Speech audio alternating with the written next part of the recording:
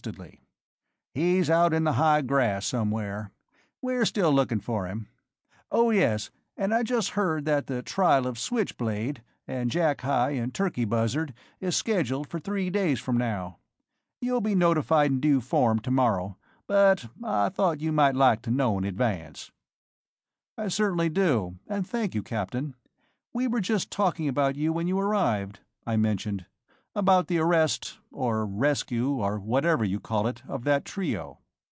"Yeah, one of the jobs I'm not particularly proud of. Pity Hickok's boys didn't get hold of them before I got there.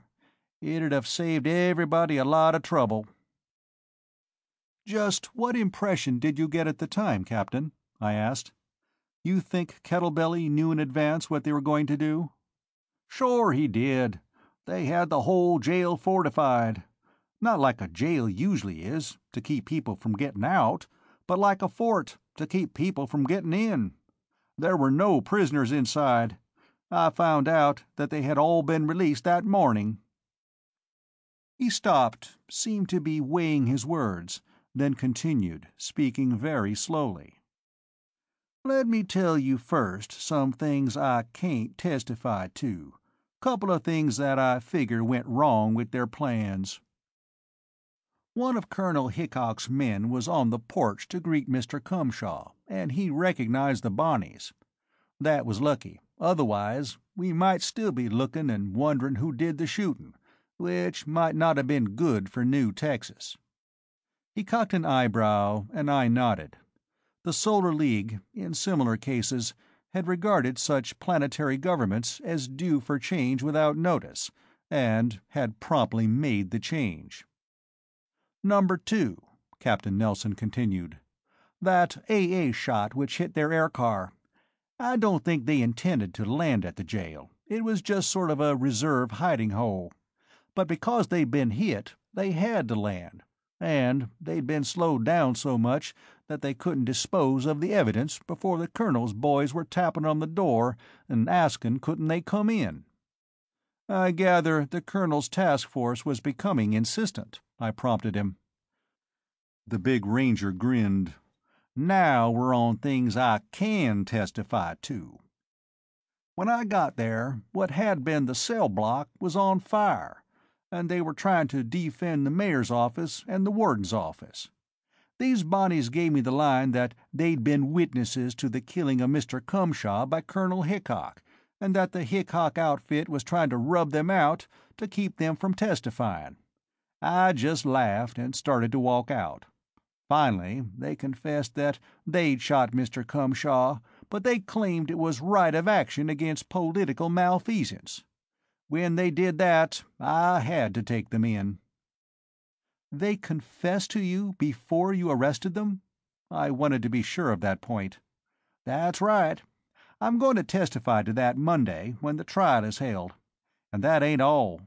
We got their fingerprints off the car, off the gun, off some shells still in the clip, and we have the gun identified to the shells that killed Mr. Cumshaw. We got their confession fully corroborated." I asked him if he'd give Mr. Parris a complete statement of what he'd seen and heard at Bonneville. He was more than willing, and I suggested that they go into Parris's office, where they'd be undisturbed. The ranger and my intelligence man got up and took a bottle of super bourbon with them. As they were leaving, Nelson turned to Hoddy, who was still with us. "You'll have to look to your laurels, Hoddy," Nelson said. "Your ambassador seems to be making quite a reputation for himself as a gunfighter."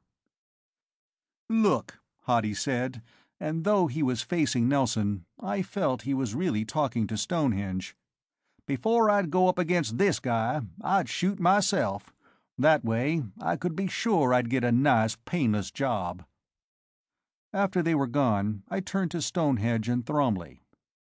"This seems to be a carefully prearranged killing."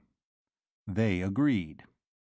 Then they knew in advance that Mr. Cumshaw would be on Colonel Hickok's front steps at about 10:30. How did they find that out? Why, I'm sure I don't know," Thromley said. It was most obvious that the idea had never occurred to him before, and a side glance told me that the thought was new to Stonehenge also. Colonel Hickok called at 0900. Mr. Cumshaw left the embassy in an air car a few minutes later. It took an hour and a half to fly out to the Hickok ranch. "I don't like the implications, Mr. Silk," Stonehenge said. "I can't believe that was how it happened. In the first place, Colonel Hickok isn't that sort of a man. He doesn't use his hospitality to trap people to their death. In the second place, he wouldn't have needed to use people like these Bonnies. His own men would do anything for him. In the third place, he is one of the leaders of the annexation movement here, and this was obviously an anti-annexation job. And in the fourth place, hold it," I checked him.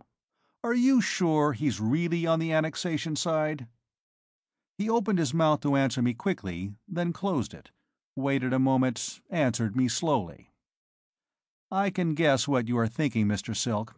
But remember, when Colonel Hickok came here as our first ambassador, he came here as a man with a mission. He had studied the problem, and he believed in what he came for. He has never changed. Let me emphasize this, sir. We know he has never changed. For our own protection, we've had to check on every real leader of the annexation movement, screening them for crackpots who might do us more harm than good. The Colonel is with us all the way. And now, in the fourth place, underlined by what I've just said, the Colonel and Mr. Cumshaw were really friends." "Now you're talking," Haughty burst in. "I've known A.J. ever since I was a kid, ever since he married old Colonel McTodd's daughter. That just ain't the way A.J. works." "On the other hand, Mr. Ambassador," Thrombley said, keeping his gaze fixed on Haughty's hands and apparently ready to both duck and shut up if Haughty moved a finger, "you will recall, I think, that Colonel Hickok did do everything in his power to see that these Bonney brothers did not reach court alive. And let me add," he was getting bolder, tilting his chin up a little, "it's a choice as simple as this. Either Colonel Hickok told them, or we have, and this is unbelievable, a traitor in the embassy itself." That statement rocked even Haughty.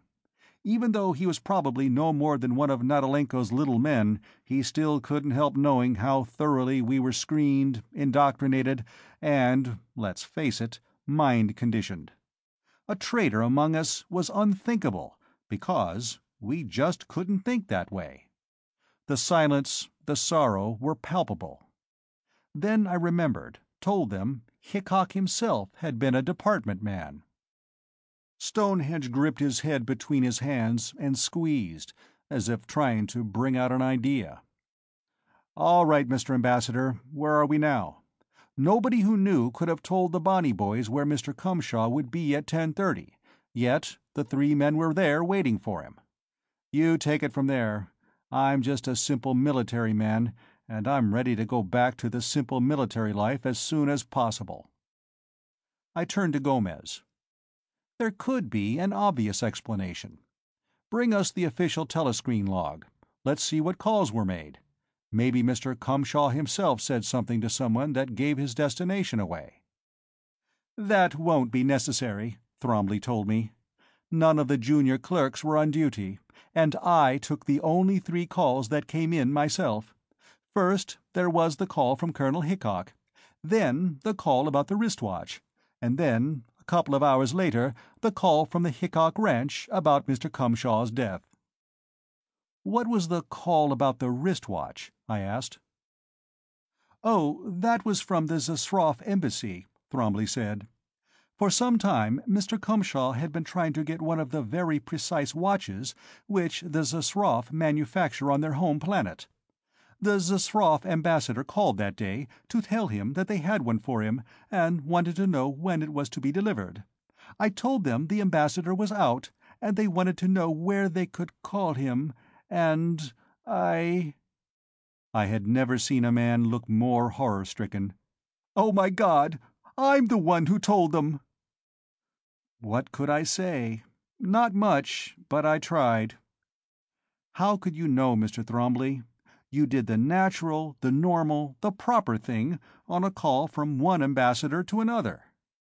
I turned to the others, who, like me, preferred not to look at Thrombly.